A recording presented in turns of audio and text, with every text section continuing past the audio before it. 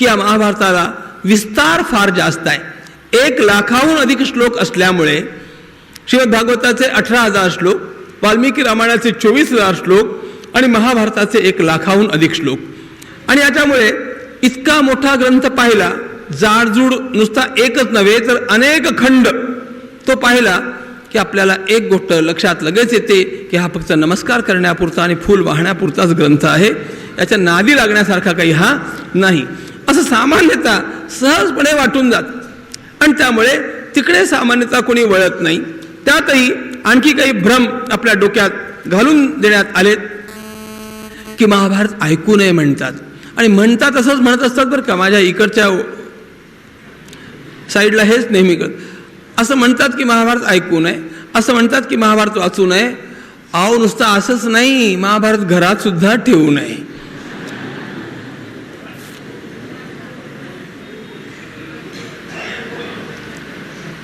असं कितीतरी आपण जळमटातलं गोळा करून ठेवलेलं असतं आपल्या डोक्यामध्ये.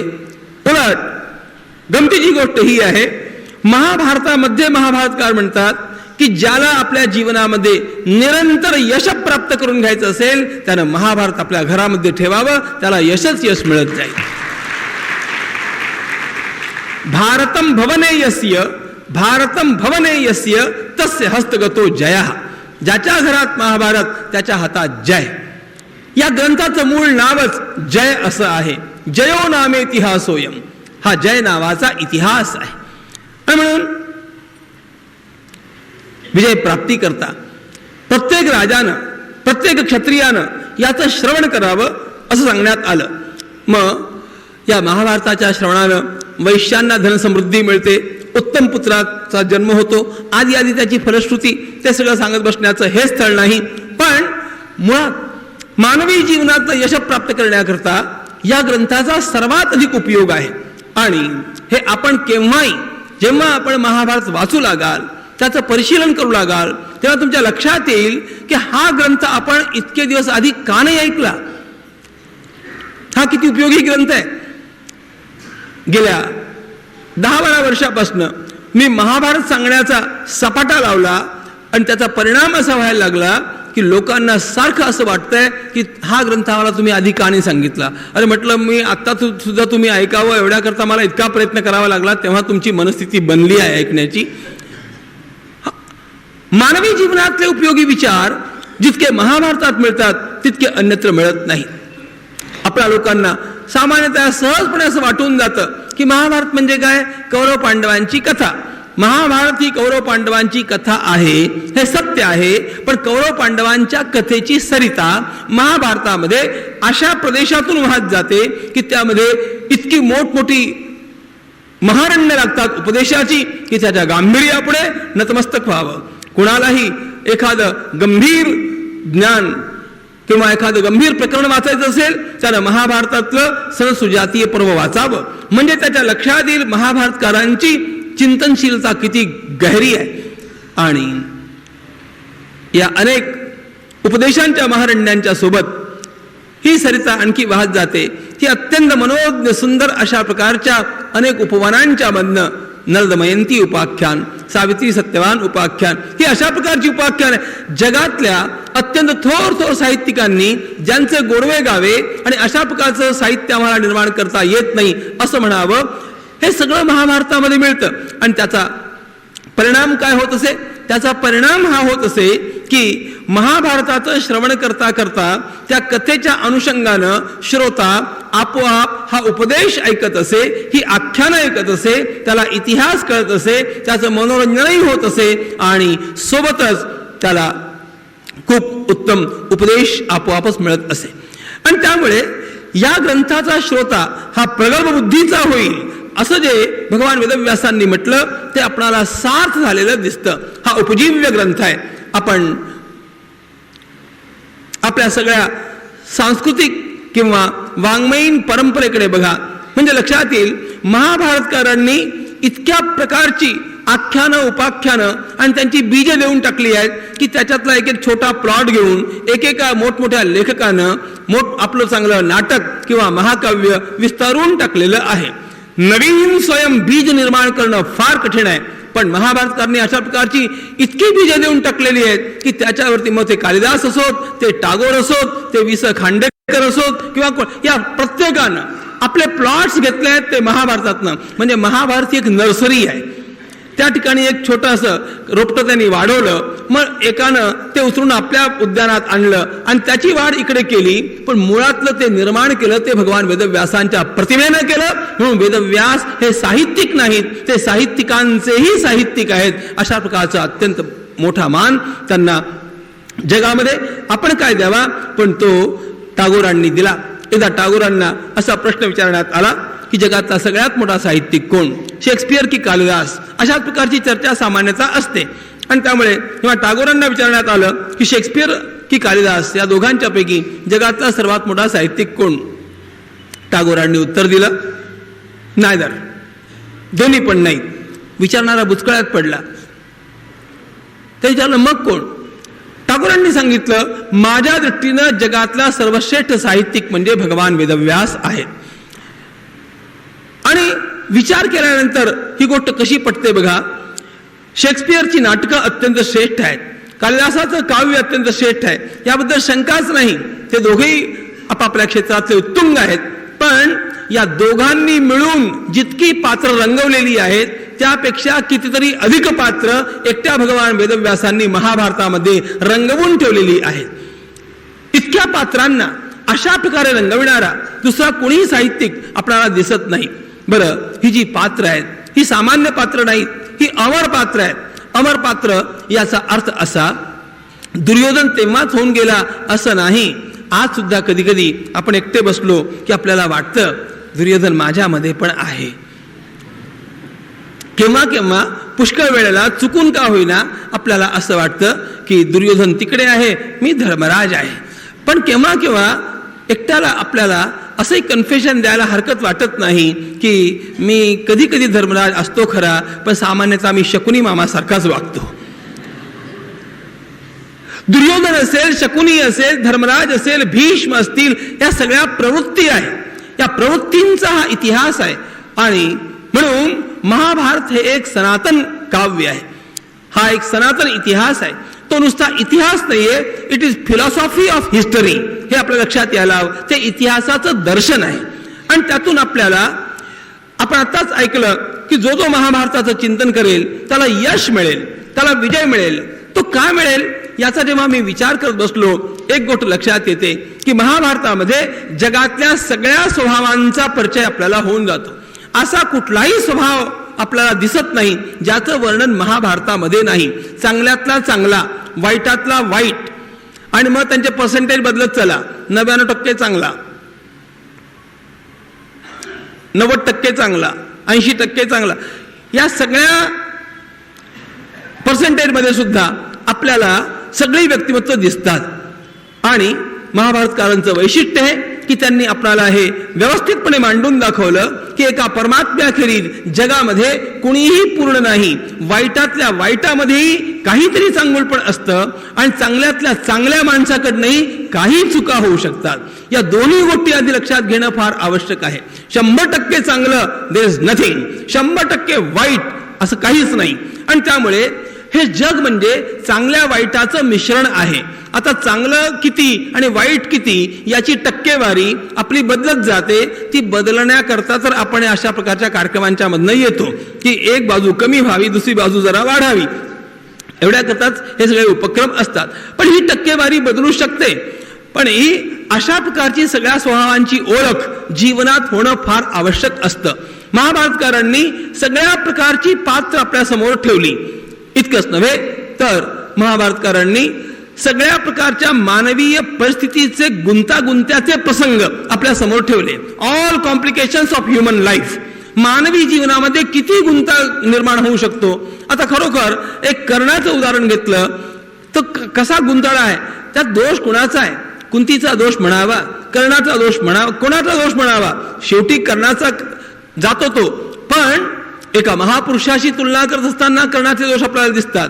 पण ज्या परिस्थितीमध्ये कर्ण वाढला त्या परिस्थितीमध्ये आपण दोष देणार कुणाला? इतके कॉम्प्लिकेशन्स आहेत. या सगळ्यांचं चित्रण एका महाभारतामध्ये मिळतं. म्हणजे मानवीय जीवनामध्ये निर्माण होणाऱ्या गुंतागुंतीच्या सगळ्या प्रसंगांचं चित्रण आणि मानवीय सगळ्या स्वभावांचं चित्रण एका महाभारतामध्ये आपल्याला उपलब्ध होतं. आणि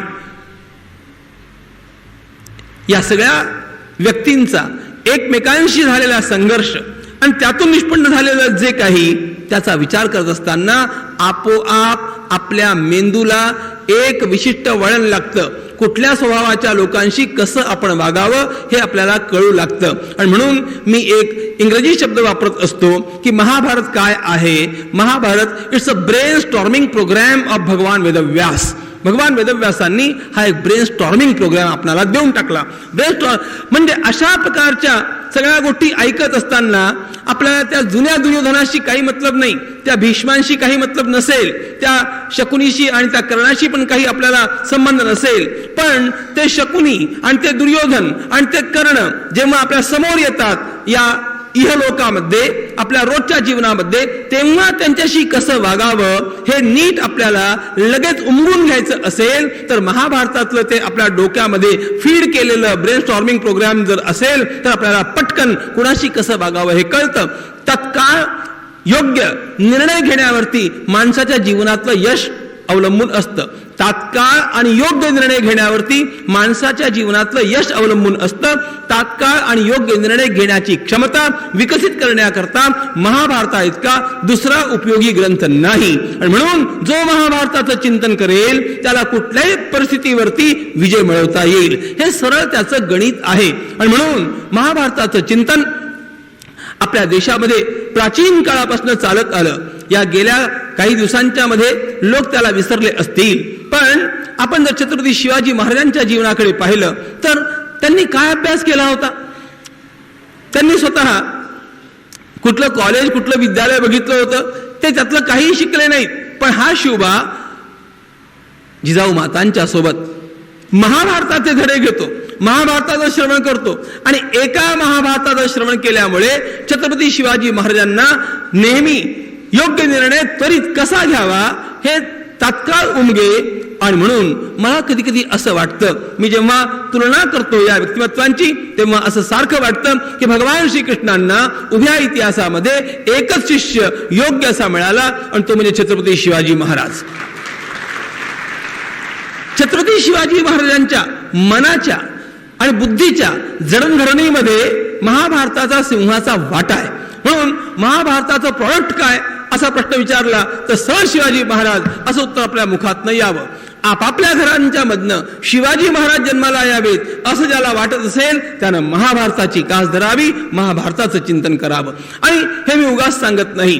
एकदा लोकमान्यांना एक प्रश्न विचारण्यात आला. तो प्रश्न त्यांच्या संध्येबद्दल होता. तिकडे मी फारसा वळत नाही. लोकांनी एक उत्तर दिलं की मी गायत्री जप किती करतो, थोडा बहुत करतो. पण त्यांनी सांगितलं आजपर्यंत, लोकमान्यांचं उत्तर बघा, आजपर्यंत मी कधीही ऋग्वेदाचं एक सूक्त किंवा महाभारताचा एक अध्याय वाचल्याशिवाय मी आजपर्यंत जेवलो नाही. लोकमान्य नरकेसरी होते याबद्दल कुणाच्याही मनात शंका नाही. लोकमान्यांच्या अंतःकरणामध्ये या ज्या उर्मी निर्माण झाल्या आणि त्यांच्या जीवनातलं जे सिंहत्व प्रकटलं त्याचं मूळ या महाभारताच्या चिंतनामध्ये. म्हणून या देशाचं भवितव्य जर उत्तम घडवायचं असेल, तरुणांना जर खरोखर कर्मप्रवृत्त करायचं असेल आणि त्यांना जिंकायचं कसं हे शिकवायचं असेल तर महाभारत नितांत आवश्यक ग्रंथ आहे. आणि आज आम्हाला जर कशाची आवश्यकता आहे असेल तर ती जिंकू किंवा मरू याची नाही, तर आम्ही जिंकू मारता मारता मरू, नुसते मरू नये. अशा प्रकारची उर्मी जीवनात निर्माण व्हायची असेल तर त्याकरता महाभारताला पर्याय नाही. हा ग्रंथ आपल्या नसानसांच्या मधनं जावा इतक्या योग्यतेचा हा ग्रंथ आहे. या ग्रंथात काय आहे असं म्हणण्यापेक्षा या ग्रंथात काय नाही हा प्रश्न पडतो. नचिन केळकरांनी म्हणून महाभारताला एक सुंदर अभिधान देऊन टाकलं. साहित्य सम्राट केळकरांनी महाभारताला नाव दिलं हा आमच्या संस्कृतीचा जिवंत ज्ञानकोश आहे. त्यांनी म्हटलं जिवंत ज्ञानकोश. एक असतो ज्ञानकोश आणि एक असतो जिवंत ज्ञानकोश. ज्ञानकोश आपणा सर्वांना ठाऊक आहेत, ज्यांना इंग्रजीत एन्सायक्लोपीडिया म्हणतात. हे एन्सायक्लोपीडिया किंवा हे ज्ञानकोश सामान्यतः प्रत्येक चांगल्या ग्रंथालयामधनं असतात. आणि हे ज्ञानकोश फक्त जेव्हा एखाद्याला काही विशिष्ट माहिती हवी असते, संदर्भ हवा असतो, तेव्हा तितक्या पुरते चालले जातात. म्हणजे तो ग्रंथ काढला, तितकी एंट्री पाहिली, त्यातलं जे आवश्यक होतं ते घेतलं, पुन्हा तो ग्रंथ ठेवून दिला. अशा प्रकारे ज्ञानकोशातलं फक्त काही लोक केव्हा तरी एखाद दुसरं पान किंवा काही पानं वाचतात आणि ठेवून देतात. अशा प्रकारचे संदर्भ ग्रंथ असतात ज्ञानकोश. एकही ज्ञानकोश आद्योपांत वाचला जात नाही. केळकरांनी म्हटलं, जगातला हा एकच ज्ञानकोश असा आहे जो पिढ्यानपिढ्या खेड्यापाड्यांच्या मधनं आद्योपांत लोक ऐकत राहिले. आणि म्हणून लोकांना आपोआप आमच्या देशाच्या भूगोलाचं, इतिहासाचं ज्ञान होत राहिलं.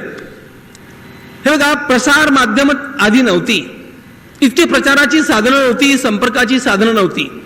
तेव्हा सुद्धा तामिळनाडूतल्या सामान्यातल्या सामान्य माणसाला मला गंगा स्नान करायचं आहे अशी आकांक्षा असायची. कसं कळायचं त्याला गंगा? महाराष्ट्रातल्या व्यक्तीला मला रामेश्वरमला जाऊन दर्शन केलं पाहिजे असं वाटायचं. गुजरातमधल्या एखाद्या माणसाला मला जगन्नाथपुरीला जाऊन दर्शन केलं पाहिजे असं वाटायचं. हे का वाटायचं? यांना इतिहास नावाचा विषय शिकवण्यात नाही आला, यांना भूगोल नावाचा विषय शिकवण्यात नाही आला, यांना धर्मशास्त्र नावाचा विषय शिकवण्यात नाही आला, यांना संस्कृती म्हणजे काय हे नाही शिकवण्यात आलं. पण यांना कथा ऐकण्याकरता बसवण्यात आलं. आणि महाभारताची कथा सुरू झाली की त्याच्यामध्ये ओघानं हे सगळे विषय आपोआप येत गेले आणि हे सगळं ज्ञान आपोआप लोकांना मिळत गेलं.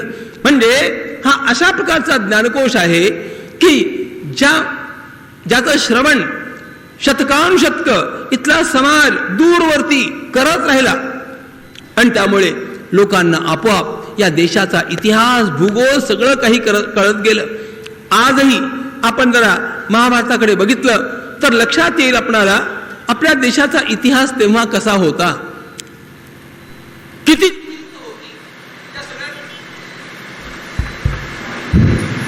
त्या सर्व तीर्थांचं वर्णन, आपल्या सगळ्या नद्यांचं वर्णन, आपल्या सगळ्या पर्वतांची वर्णन, आणि इतकंच नव्हे तर जगातल्या भिन्न भिन्न देशांची वर्णनं आणि भिन्न भिन्न देशांच्या लोकांच्या मनोवृत्तीची वर्णनं आपल्याला एका महाभारतामध्ये